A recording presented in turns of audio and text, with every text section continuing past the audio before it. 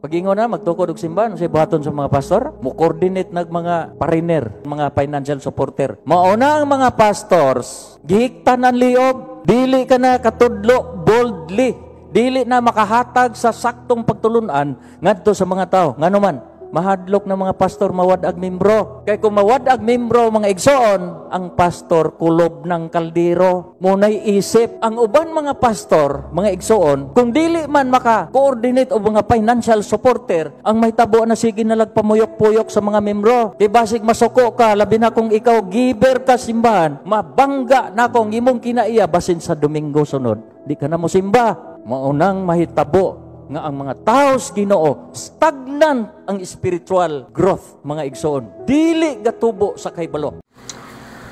Kining gisulti ining pastoy nato ang tagaan og reaksyon, naghatag siya og realidad nga mao nay mahitabo sa mga pastoy nga magtukod og ilang kaugalingong mga sekta.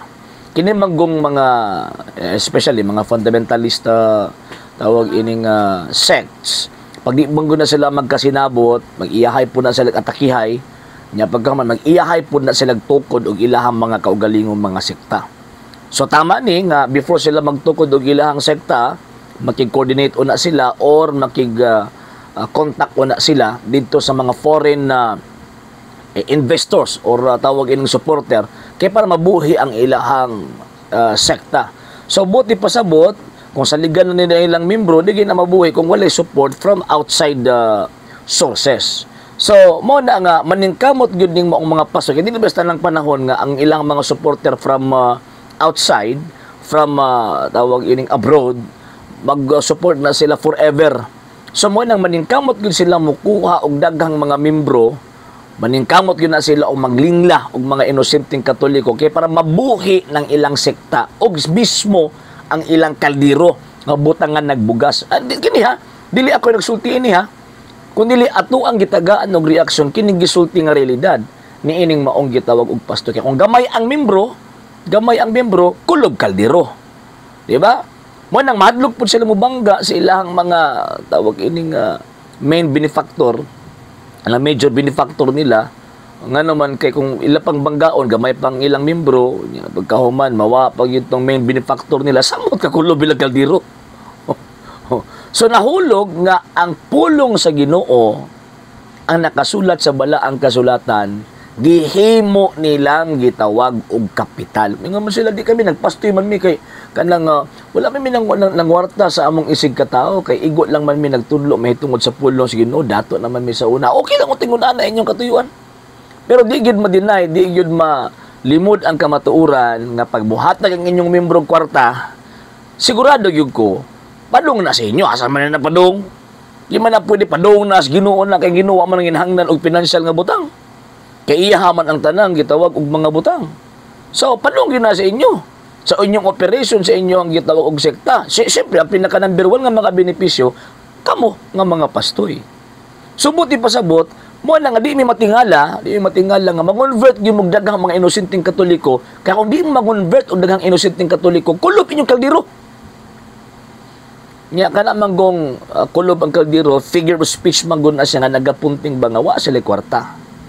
Wa sila makaon or kung di ba inihit ang ilang pagkaon instead of mamukaon sila 3 times a day, duha na lang. Nya pagkamanlo kay yang pamilya. Kaya ang, di ba, naputi reaksyon na rin sa kapastoy po nga kung tagaan ninyo o benepisyo si pastoy, tagaan po niyo benepisyo ang pamilya. Nahulog nga nagbuhi mo sa pamilya. Di lagi pastoy yung gibuhi, kung dili apil ang pamilya sa gitawag pastoy. Bago ba na para sa tuwa, at ang mga Katoliko, dili na bago para sa tuwa, kagipahin magnuan naman taana ni San Pablo. Roma 16:17, sumapang San Pablo, kining mo mga tawhana wa mag-alagad kang Kristo kung dili nag-alagad lamang sa ilang kaugalingong mga tiyan. Yung sumala pa ni San Pedro, 2 Pedro 2:1 hangtod sa 4, ingon pa niya kining mo mga tawhana manapi kaninyo pinaagi sa pagsulti mga tinumo-tumo mga butang. Kung sama na mga tinumo-tumo mga butang, bisag sulpot sila ang kuno nila nga sila ang gitukod ni Kristo. Sila tinuod bisag sulpot. Nisulpot lang after 16, 17, 18, 19 hangtod sa gitawag 20th century. Malang dita yung pailad ta sa Ginoo kaluuyan nato. Luuyan nato gitagaan ta sa Ginoo og insaktong panabot. gitagaan ta sa Ginoo og kana bitong kabalutan mo ilaba unsay maayo ug unsay dautan. So kung magpabilin ta ana nga magpasakop ta ning maong mga pundukan nya giilad rata. Pangwartahan rata ay ayaw biyain ang maong pundukan ano man gawas nga maimpierno pagka giluko pag yung ka kumbaga. Okay? Sa hindi pa po nakapag-follow sa mga pages po natin, i-follow nyo po yung mga pages po natin, RJ Horolanciano II, TV Apolia Punto Argumento page, Kuya Apologies TV page, and RJ's Vlog 2022. And pwede rin po kayo mag-send po dyan ng Facebook stars. And also, sa ating po mga channels, sa hindi po nakapag-subscribe, i-subscribe po ninyo yung mga channels natin, Dalay Catholic, Apologies International Official, RJ Sano II TV, Kuya Apologies TV, and Barrio Kawayan Religious Forum. And pwede rin po kayo mag-send po dyan ng super sticker, super chats, and super thanks. And maraming salamat po sa mga kapatid at mga Katoliko na always pong tumutulong sa programa po natin.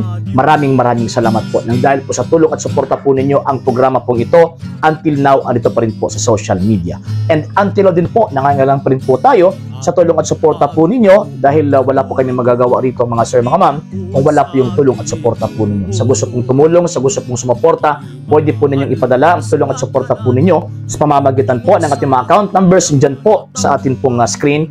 And pwede nyo po kaming i-message sa ating pong page kung via remittance po yung ipadala po ninyo. Maraming salamat po in advance.